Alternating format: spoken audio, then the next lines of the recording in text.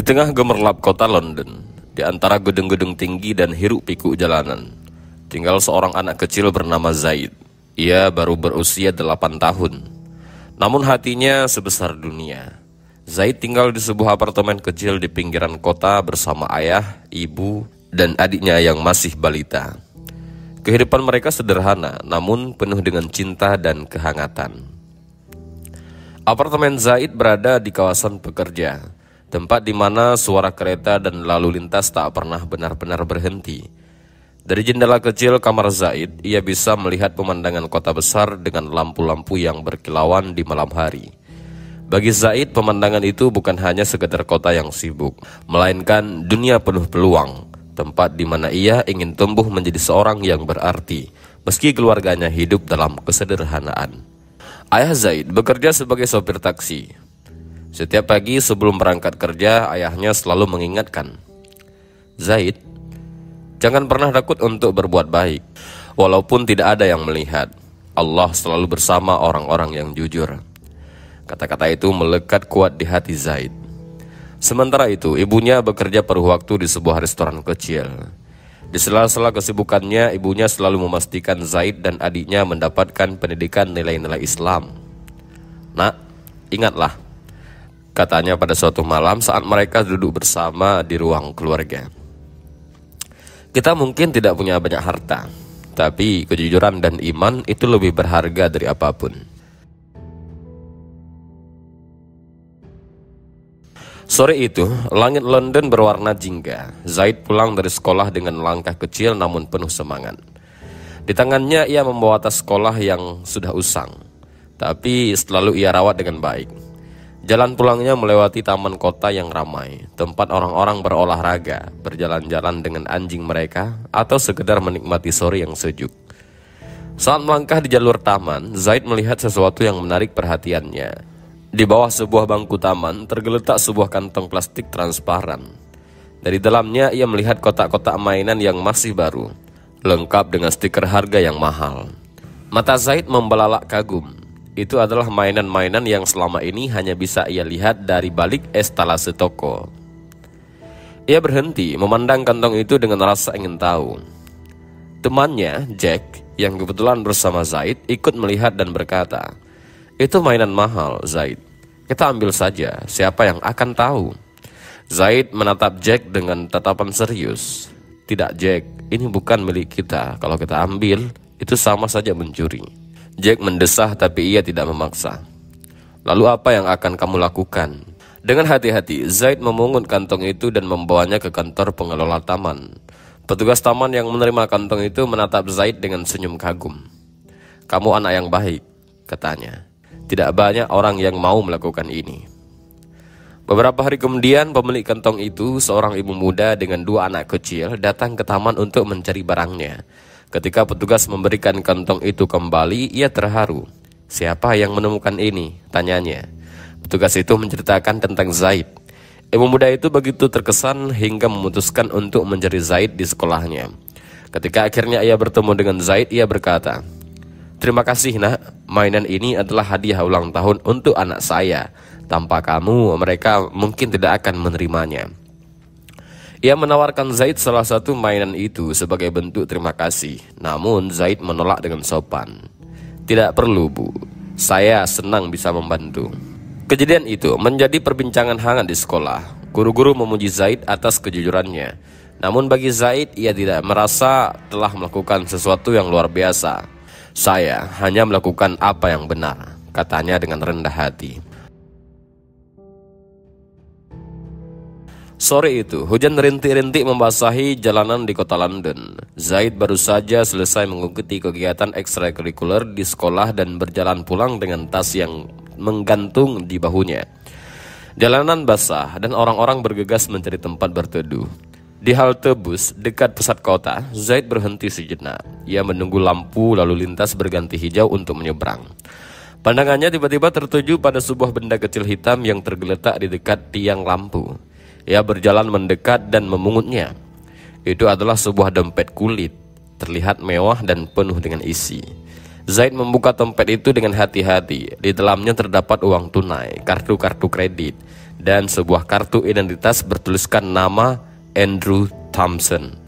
Melihat isi dompet itu, seorang pria dewasa mungkin akan tergoda untuk mengambilnya. Namun tidak bagi Zaid. Dalam hati kecilnya ia teringat pesan ayahnya. Kejujuran adalah harta yang lebih berharga daripada apapun. Beberapa anak remaja yang kebetulan berada di halte bus melihat Zaid memegang dompet tersebut. Salah satu dari mereka berkata, "Hei, itu pasti banyak uangnya. Ambil saja untuk beli barang yang kamu suka."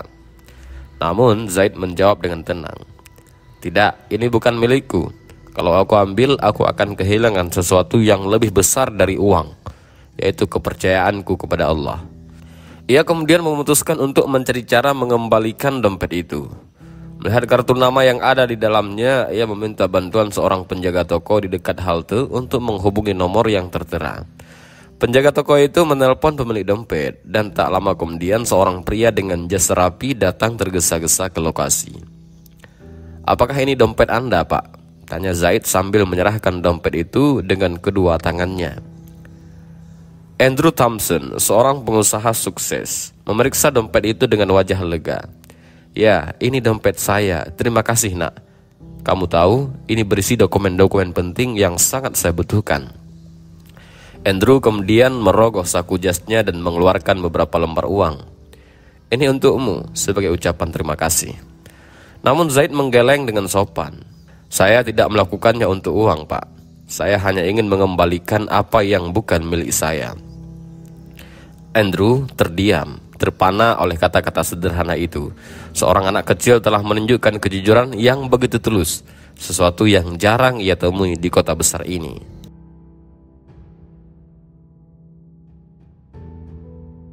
Malam itu, Andrew duduk di apartemennya yang luas di pusat kota. Ruangan itu dipenuhi dengan furnitur mewah.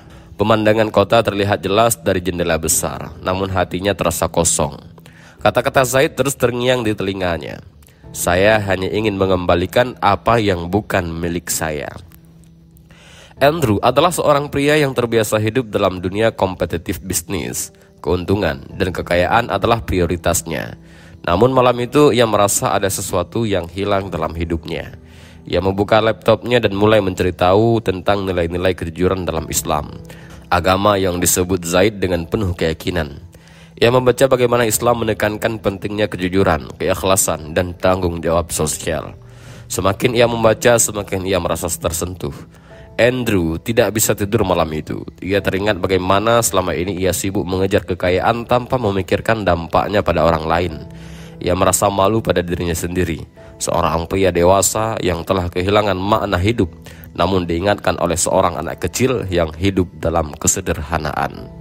Keesokan paginya, Andrew memutuskan untuk menemui keluarga Zaid di apartemen mereka. Dengan bantuan alamat dari penjaga toko, ia tiba di sebuah bangunan tua di pinggiran kota. Ia disambut oleh Ibu Zaid yang dengan ramah mempersilahkannya masuk ke dalam. "Saya hanya ingin mengucapkan terima kasih," kata Andrew kepada Ibu Zaid. "Anak-anak telah mengajarkan sesuatu yang sangat penting kepada saya, bahwa kejujuran dan kebaikan masih ada di dunia ini." Andrew kemudian bertanya, "Apa yang bisa saya lakukan untuk membalas kebaikan Zaid?" Namun Ibu Zaid hanya tersenyum. "Zaid tidak membutuhkan apa-apa, Pak. Kami selalu mengajarkan bahwa kebaikan itu dilakukan karena Allah, bukan untuk mendapatkan balasan dari manusia." Percakapan itu semakin menyentuh hati Andrew.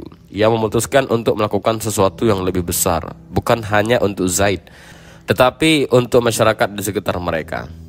Dalam hatinya ia merasa bahwa inilah saatnya untuk menggunakan kekayaannya demi membawa manfaat bagi orang lain.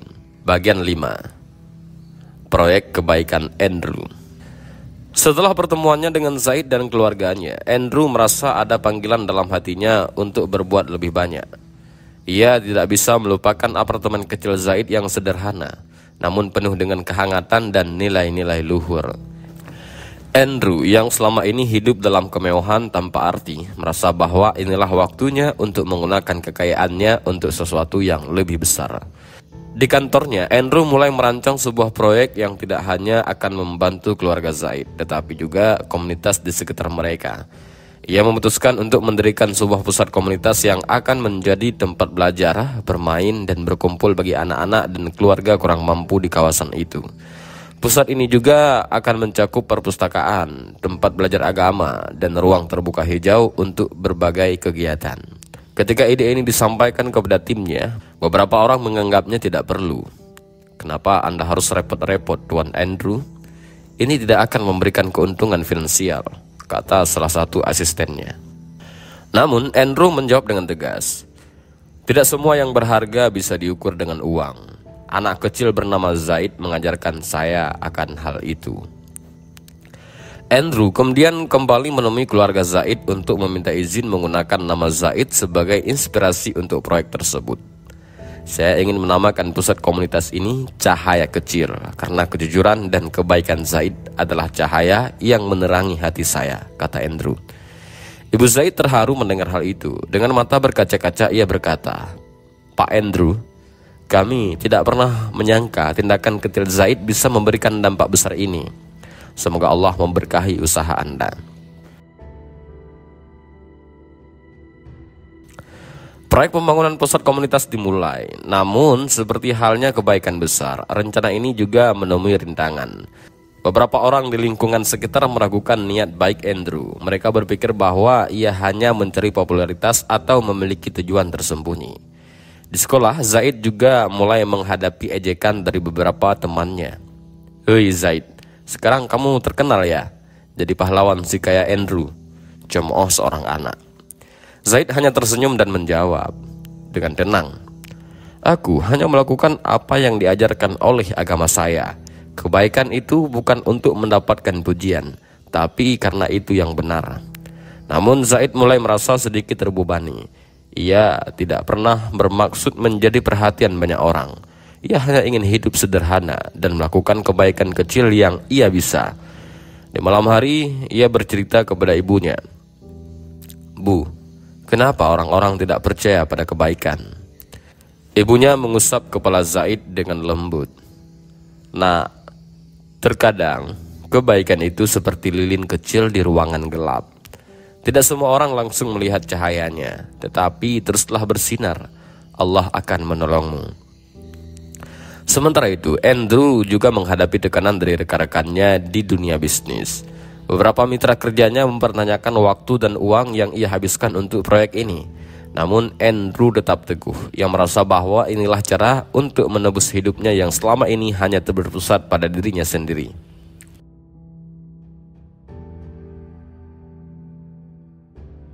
Setelah berbulan-bulan kerja keras, pusat komunitas itu akhirnya selesai dibangun. Pada hari peresmiannya, ratusan orang hadir, termasuk anak-anak dari lingkungan sekitar, keluarga Zaid, dan bahkan beberapa pejabat lokal. Andrew berdiri di depan mikrofon, dengan Zaid di sampingnya. Dalam pidatonya ia berkata, hari ini adalah hari yang istimewa, bukan karena saya, tetapi karena seorang anak kecil yang bernama Zaid. Ia mengajarkan saya bahwa kejujuran, meski terlihat sederhana, bisa mengubah hidup seseorang. Pusat komunitas ini bukanlah tentang saya, ini adalah tentang bagaimana kita semua bisa menjadi cahaya kecil bagi orang lain. Zaid tersipu malu, tapi senyumnya merekah. Ia merasa bahagia, bukan karena dirinya dipuji, tetapi karena ia tahu pusat ini akan membantu banyak anak yang lain belajar dan tumbuh dalam lingkungan yang baik. Pusat komunitas itu menjadi tempat di mana anak-anak bisa bermain, belajar, dan berbagi cerita. Di perpustakaan, sebuah plakat kecil dipasang di dinding bertuliskan, kebaikan yang kecil, jika dilakukan dengan hati yang tulus, bisa membawa perubahan besar. Terima kasih kepada Zaid, cahaya kecil di kota besar ini.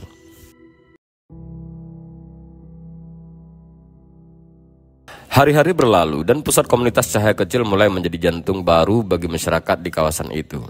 Setiap pagi anak-anak datang ke sana untuk belajar. Perpustakaan penuh dengan suara tawa kecil dan halaman buku yang dibuka. Ruang bermain menjadi tempat di mana perbedaan dilupakan. Anak-anak dari berbagai latar belakang bermain bersama tanpa memandang agama, ras, atau status sosial. Zaid meskipun masih seorang anak yang kecil, sering menghabiskan waktunya di sana untuk membantu teman-temannya. Ia mengajarkan pelajaran-pelajaran sederhana seperti membaca dan berhitung kepada anak-anak yang lebih muda. Keberadaannya tidak hanya menjadi contoh, tetapi juga sumber semangat bagi anak-anak yang lain. Salah satu anak yang sering datang adalah Jack, temannya Zaid yang dulu mengusulkan untuk mengambil uang dari dompet Andrew. Jack mulai berubah sejak melihat dampak kejujuran Zaid. Suatu hari Jack berkata, "Zaid, aku dulu berpikir kamu itu bodoh karena mengembalikan dompet itu. Tapi sekarang aku mengerti, kamu tidak hanya menyelamatkan dompet, tetapi juga mengubah hidup banyak orang, termasuk hidupku." Tidak hanya anak-anak, para orang tua di lingkungan sekitar juga mulai merasakan manfaat pusat komunitas itu. Ada kelas untuk belajar keterampilan baru seperti menjahit dan memasak yang membantu banyak keluarga mendapatkan penghasilan tambahan. Andrew sering datang berkunjung untuk melihat perkembangan pusat itu. Setiap kali melihat senyuman di wajah anak-anak, ia merasa bahwa keputusan untuk membangun tempat ini adalah hal yang terbaik yang pernah ia lakukan. Namun tidak semuanya berjalan mulus. Beberapa pihak yang awalnya meragukan niat Andrew mulai menyebarkan gosip bahwa pusat komunitas itu hanya untuk kepentingan promosi bisnisnya.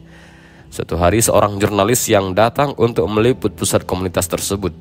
Dalam wawancara dengan Andrew, ia bertanya dengan nada skeptis, "Tuan Andrew, Anda seorang pengusaha sukses. Apakah proyek ini hanyalah strategi pemasaran untuk meningkatkan citra Anda?" Andrew menjawab dengan tenang, "Pusat komunitas ini tidak ada hubungannya dengan bisnis saya. Ini adalah cara saya membalas pelajaran yang saya dapat dari seorang anak kecil yang bernama Zaid. Ia mengingatkan saya bahwa dunia ini membutuhkan lebih banyak kejujuran dan kebaikan. Jika ada yang menyebutnya ini promosi, maka saya hanya ingin mempromosikan nilai-nilai itu." Jawaban Andrew menjadi viral di media sosial. Banyak orang yang sebelumnya meragukan niatnya mulai mendukung proyek tersebut.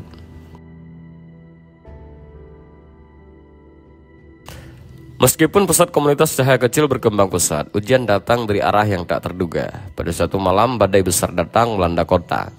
Angin kencang dan hujan deras menghantam bangunan-bangunan di sekitar kawasan itu, termasuk pusat komunitas. Keesokan harinya, Zaid dan keluarganya mendengar berita bahwa sebahagian atap pusat komunitas itu runtuh akibat badai. Beberapa fasilitas penting seperti perpustakaan dan ruang belajar rusak parah. Anak-anak dan keluarga yang sering datang ke sana merasa sedih. Andrew segera datang untuk melihat kerusakan. Hatinya berat saat melihat tempat yang ia bangun dengan penuh cinta kini dalam kondisi memprihatinkan. "Kita akan memperbaikinya," katanya tegas. "Tempat ini tidak boleh berhenti membawa kebaikan." Namun biaya perbaikan yang dibutuhkan sangat besar. Andrew menyadari bahwa ia tidak bisa melakukannya sendiri. Ia memutuskan untuk mengadakan penggalangan dana dengan melibatkan masyarakat luas. Melihat kondisi ini, Zaid merasa ia juga harus membantu. Ia mengajak teman-temannya untuk membuat poster-poster sederhana bertuliskan, "Bantu kami menjaga cahaya," dan menyebarkan di sekitar lingkungan mereka. Zaid bahkan mendonasikan uang sakunya yang ia kumpulkan selama berbulan-bulan. Kampanye ini menarik perhatian banyak orang, tidak hanya dari lingkungan setempat, tetapi juga dari seluruh kota. Orang-orang terinspirasi oleh semangat Zaid dan Andrew. Donasi mengalir, baik dari individu maupun perusahaan. Bahkan beberapa komunitas muslim lokal turut memberikan sumbangan sebagai bentuk solidaritas. Setelah beberapa minggu kerja keras, pusat komunitas itu berhasil diperbaiki dan dibuka kembali.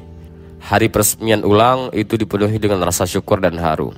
Dalam pidatonya, Andrew berkata, "Hari ini saya menyaksikan bahwa kebaikan adalah rantai yang tidak pernah putus. Dari seorang anak kecil yang bernama Zaid, kebaikan itu menyebar ke seluruh kota.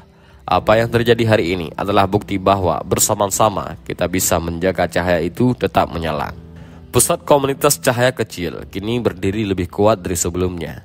Tempat ini tidak hanya menjadi simbol kejujuran dan kebaikan, tetapi juga harapan bagi orang yang mencari makna hidup di tengah hiruk-pikuk kota besar.